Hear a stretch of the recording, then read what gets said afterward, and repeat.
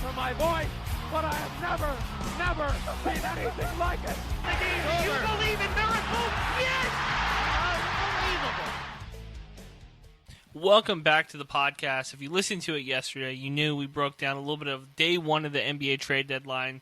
Thursday, of course, was the finale of the trade deadline. So we got all the finalized trades. Everybody who's going to get moved anywhere has been moved. So we're talking about the NBA trade deadline. Plus, also Thursday, they broke down who was going to go where for the NBA All-Star Game. So we have those teams set up too. I'm going to give you a little spoiler right now. Team LeBron should win by 1,000.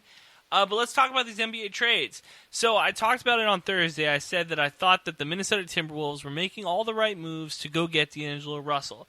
Well, they ended up doing that. They ended up going and getting D'Angelo Russell. And we talked about it yesterday, how it made too much sense for Minnesota. Minnesota's not a free agent hotbed. That's not where a 19, 20, 21-year-old wants to go. Why would a superstar in their prime, in their 24s, 25, 26, why would a superstar in their prime go to Minneapolis and freeze? The whole reason basketball is a wintertime sport is because it's played indoors. So why would anybody want to go to Minnesota? Prince isn't alive anymore. There's not a real big music scene in Minnesota. There's not a lot of culture. If you're a kid that is from the South, why are you going to Minnesota? So going and getting a guy like D'Angelo Russell makes sense because now you have 2/3 of the trio that you think is going to win you a title if you're Minnesota. Andrew Wiggins wasn't going to work. We knew that. He has not shown any ability to play defense. He's done a better job this year of scoring around the rim and taking better shots and passing the ball a little bit better, but he still is one of the most passive players in the NBA. So you get rid of him and you bring in D'Angelo Russell, a guy who is best friends, buddy-buddy, with Karl Anthony Towns. Now you know that Towns is not going to be requesting a trade to leave. And they both have too big of contracts to be trying to get moved together. So you have essentially said, if you're the Minnesota Timberwolves, we are willing to give whatever we want to our superstar. They didn't want Jimmy Butler around anymore. I would argue Jimmy Butler is a better player than Karl Anthony Towns at this point. I think I've seen more from Jimmy Butler in the regards of winning. That if I'm a winning franchise, I might say, screw you, Towns. We're going to go and we're going to try to win games with Jimmy Butler. But they got rid of Thibodeau. They got rid of Butler. Now they got rid of Wiggins. So I think that they're doing everything in their power to keep Russell happy. In addition to that trade, the Warriors gave up Jacob Evans and Omar Spellman. So they give up two kind of throwaway pieces, and this is what the Warriors wanted to do all along. Is that they knew in this offseason with Klay Thompson hurt and with Curry and D'Angelo Russell, they knew that they weren't going to be vibing for a title.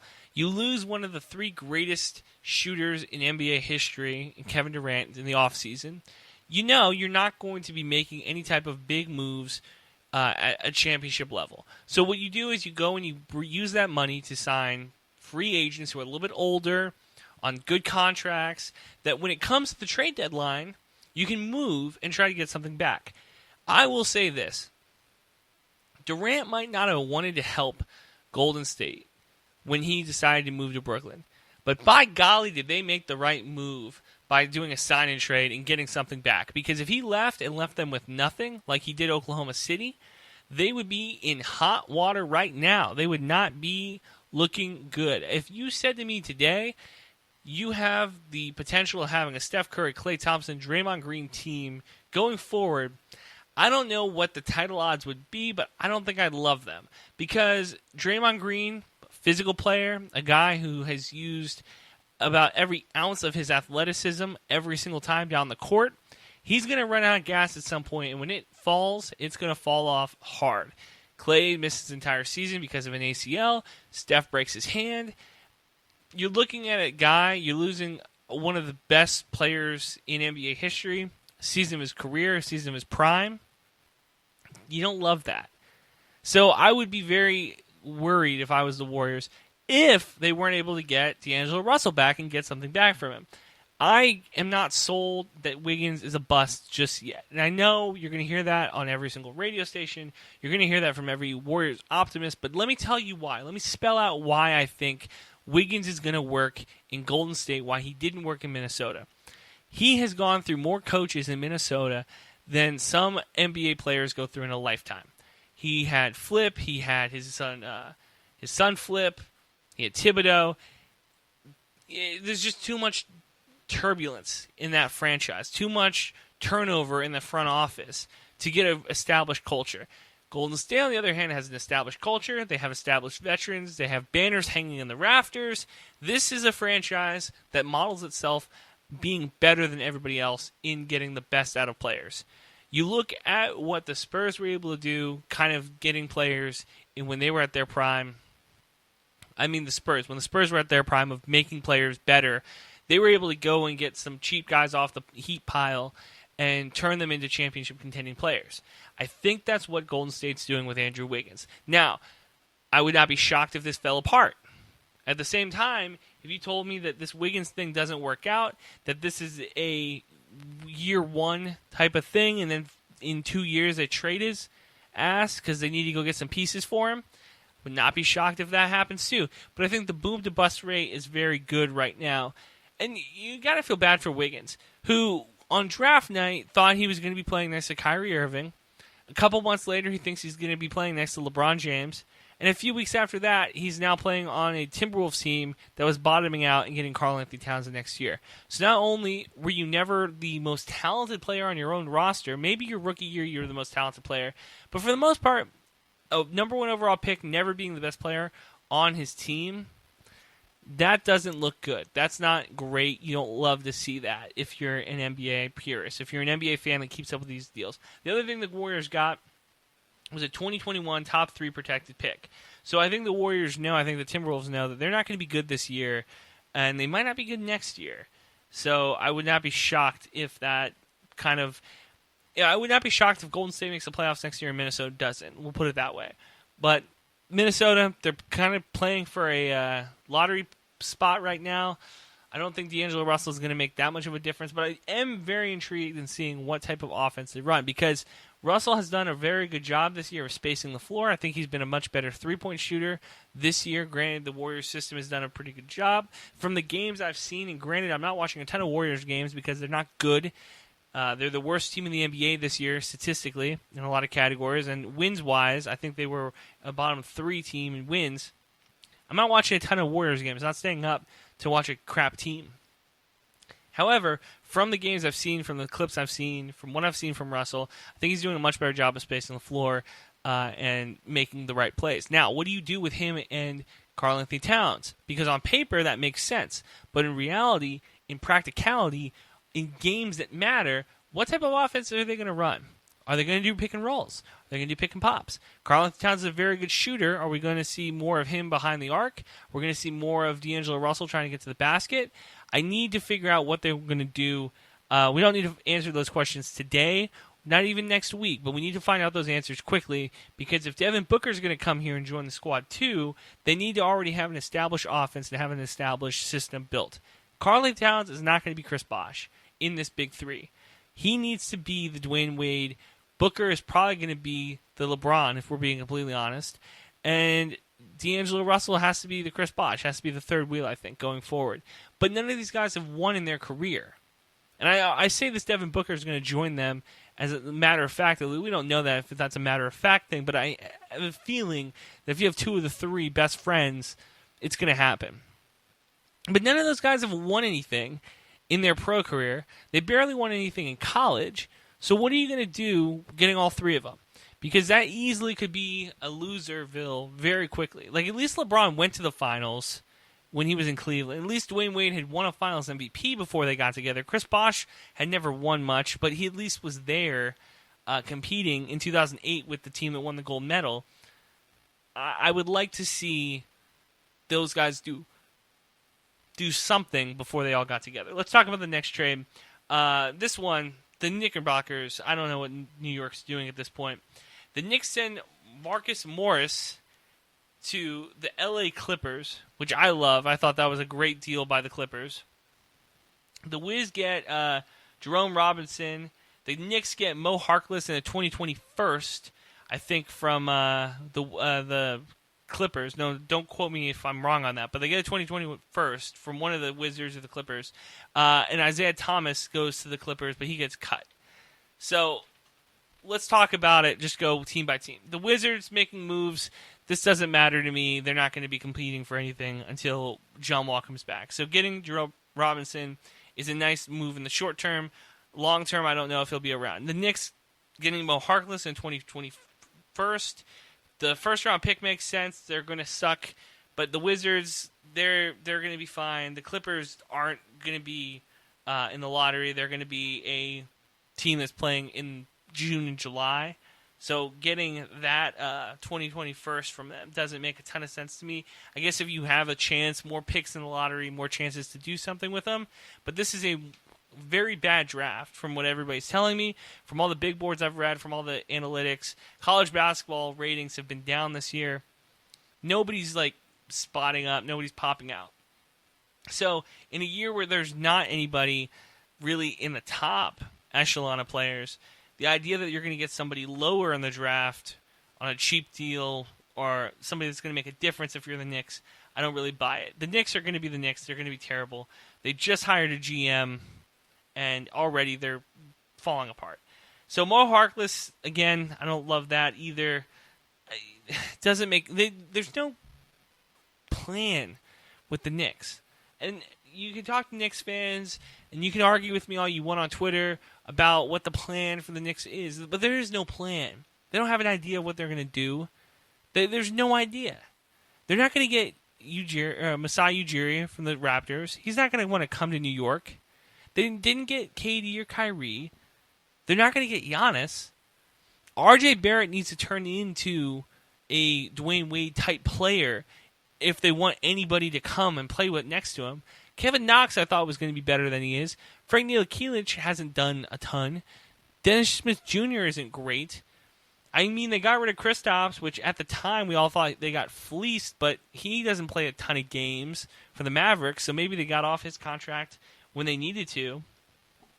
But again, I say, two of these teams in this trade stink, and the third team fleeced the other two, and they get Marcus Morris in L.A., who is a guy that is going to be able to shoot the ball well. He's a guy who hustles and works really hard.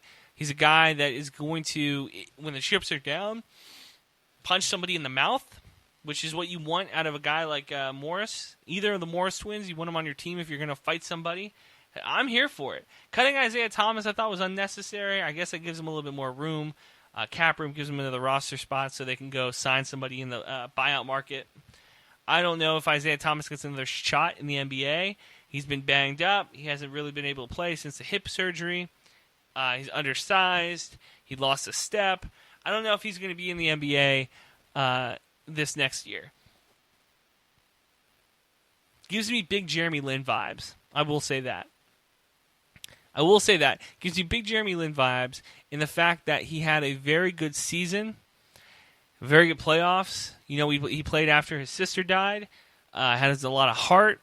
But at the end of the day, the sample size, in my opinion, is kind of small. We didn't ever see a ton of him being a great NBA player. We saw him being a very good NBA player for a season and in playoffs, but we never saw him be a great NBA player, I think, for a long period of time. And if I'm an NBA team, sure. If I'm the Thunder, I need a backup point guard. Something happens to Schroeder before the playoffs. Something happens to Chris Paul before the playoffs. And I need to sign a guy. Yeah, Isaiah would be a good guy. It didn't work in the Lakers. Didn't work with the Cavs. Hasn't worked in any of these other places. Didn't work with the Nuggets. I would not be shocked if he's not on a roster. Let's talk about the other trade that went down today. Andre Drummond, who essentially got sent to Cleveland for a basket of hot dogs, honestly. It's a terrible trade. They get John Henderson, Brandon Knight, and a 2023 second-round pick for Andre Drummond, who is an athletic Roy Hibbert, if we're being completely honest. They're not, and the other thing is, too, Cleveland's not getting rid of Tristan Thompson. They said they're not going to buy him out. Kevin Love, Tristan Thompson, Andre Drummond, everybody else in the league is going small. The Houston Rockets don't have a center, and the Cavaliers, one of the worst teams in the league, are now going to have 3 dudes whose main skill is rebounding. I don't know how this works. I don't know how Cleveland's going to have any spacing. Colin Sexton, I thought, has regressed this year. I haven't seen a ton out of him. Haven't seen a ton out of this Cleveland roster to show me any upside, which stinks. Like, it really does. You would want to see something coming out of this Cleveland roster. I'm not impressed. I'm not really sold. The Drummond trade, I don't know. I don't buy it. I don't think that this is a good move for him. And I feel like once Blake Griffin's healthy enough to get traded, he's going to get traded. Because this Detroit roster is bottoming out. There's a couple teams in the league, and we talk about this now, how every team has a couple superstars. The baseline for a championship team is 2, but for the most part, you have one guy who you can sell tickets for that people are going to come to the game. Now, the Knicks don't have that guy. The Nets barely have that guy in Kyrie because he's never on the court. Spencer Dinwiddie is probably going to get moved in the next season and a half because it's just that I don't see that working. But now the Pistons don't have that guy either. The guy that they can say, hey, come to the games to see blank. That guy doesn't exist in Detroit. That's not how you sell tickets. That's not how you make money. And granted, they have a good ad share revenue system set up so that teams like the Lakers and the Clippers are going to bring in tons of ad dollars. That money is going to get dispersed throughout the league. But for the most part, Detroit is not carrying their weight. They're not going to carry their weight this year. They're not going to carry their weight next year. They're going to continue to be a poverty franchise, and it's tough. You hate to see it. You want Detroit to be good, but they have done a very poor job in drafting. They've done a very poor job in management of stars. They've done a very poor job of getting a roster together. I don't know who the GM is, but he's going to lose his job pretty soon if he hasn't already, because they have not done anything that would represent anything like 2020 basketball. So you hate to see it. Drummond trade, I give it like a C+. Cleveland gets another guy, but maybe they're able to move him this offseason. Maybe they're able to move Tristan or Kevin this offseason and bring some shooters in, but I don't see it happening. Miami. Now, we talked about this trade. This is the best trade of the night. This is an A+ trade. Miami, we talked about in the last podcast. Andre Iguodala going to Miami, and how I liked the Winslow trade. I liked how he was going to the Grizzlies. That trade's finalized. We now know all the pieces to it. We now know all the moving parts. So Miami gets Iguodala, Solomon Hill, Jay Crowder. The Grizzlies get Winslow and Dion Waiters, and then they traded James Johnson to the Timberwolves for Gorgie Dang. So Timberwolves move off another big man, kind of like a tweener, guy that can play small forward and power forward, for James Johnson, who is a monster. Who I don't know how he's going to fit next to Karl Anthony Towns, because I think that Johnson's more of a like beefier, I'm going to get in your face, I'm going to fight you type of guy, and Karl Anthony Towns is not that. So I don't know how that's going to work. We talked about the Timberwolves way too much on this podcast already. The Grizzlies, I like this trade. I like getting Justice Winslow. I think this is going to be a good restart for his career. Dion Waiters, he's on his last leg of the NBA. Hopefully going to Memphis where they have really good food doesn't like make him so fat that he can't play, make him out of shape.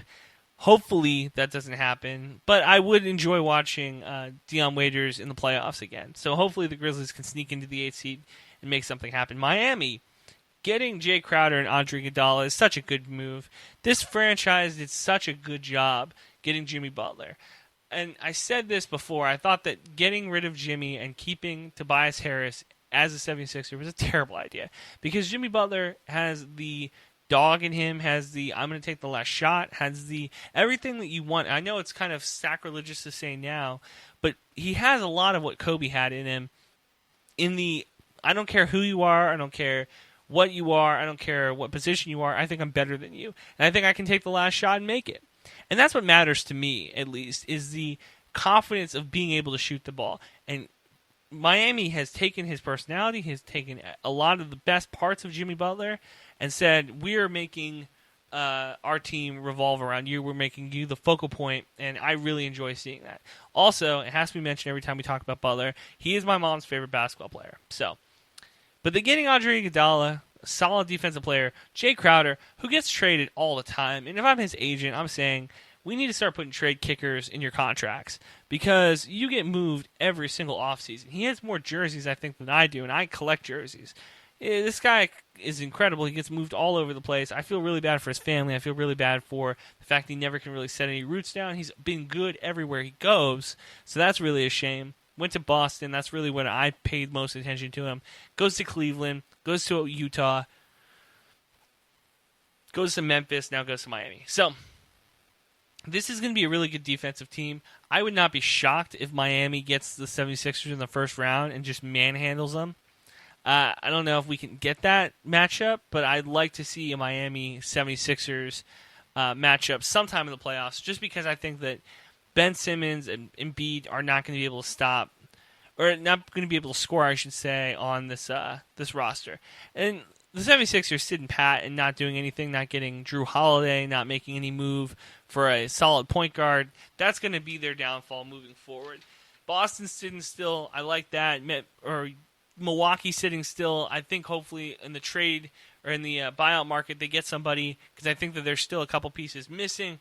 But for the most part, I think if we're going to grade the teams that made trades, the Clippers clearly get an A+ for getting Morris, and Miami gets an A++ for getting Iguodala. I really like that move. All right, we're going to talk about the NBA All-Star Game really, really, really quickly because Team LeBron is going to fleece Team Giannis. I'm going to tell you why.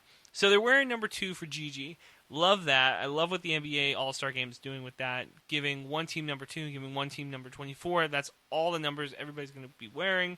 I really, really, really like that. But Team LeBron, can I just say, what an incredible job drafting. And I get it. Like, okay, if you're Giannis, if you're LeBron, you got to draft your teammates. You got to go and get the players who you have a little bit of politics with. I get that. But Team LeBron fleeced them. So let's go through it.